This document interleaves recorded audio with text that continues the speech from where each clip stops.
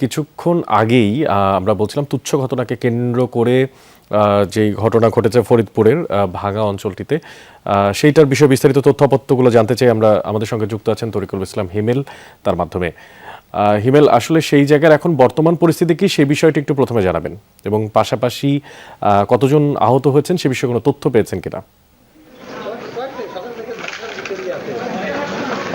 অনেক যেই জায়গাটি থেকে মানে ঘটনার সূত্র মানে মূল সংঘর্ষস্থল সেই জায়গাটিতে আমি রয়েছি। এই জায়গার চিত্রটা যদি আপনার মাধ্যমে একটু দর্শকদের দেখানোর চেষ্টা করি, যে মানে দেখলে মনে হবে যে একটা যুদ্ধক্ষেত্র। পুরো সড়কে কিন্তু আপনার যে ইটের খোয়া যে সেটি কিন্তু আপনার ছড়িয়ে ছিটিয়ে আছে। এটি দিয়েই মূলত সংঘর্ষে তারা মানে মূল অস্ত্র এই ইটের এবং খোয়া, যেটি দিয়ে তারা দুই পক্ষের দিকে ছোড়াছুড়ি করে আর কি।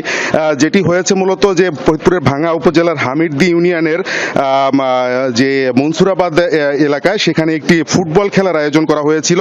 সেই ফুটবল খেলার আয়োজনকে কেন্দ্র করে সেই ফুটবল খেলা প্রচারের জন্য একটি মাইকিং এর ব্যবস্থা করা হয়। গতকালকে মাইকিং এর যে প্রচারের জন্য যে মাইকিং নামে, সেই মাইকিং এর যে ছেলেটি করছিল তার নাম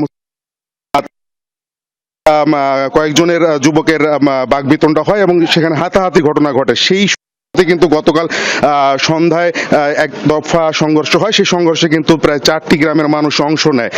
তা রাতে সেই সংঘর্ষ প্রশাসন এবং স্থানীয়দের হস্তক্ষেপে সেটি আসলে থেমে যায়, কিন্তু সকাল হতেই সেই একই সূত্রপাতে সেই সংঘর্ষের যে আবার শুরু হয় সকাল 7টার পর থেকে, এবং সেটি কিন্তু দীর্ঘ প্রায় 3 থেকে 4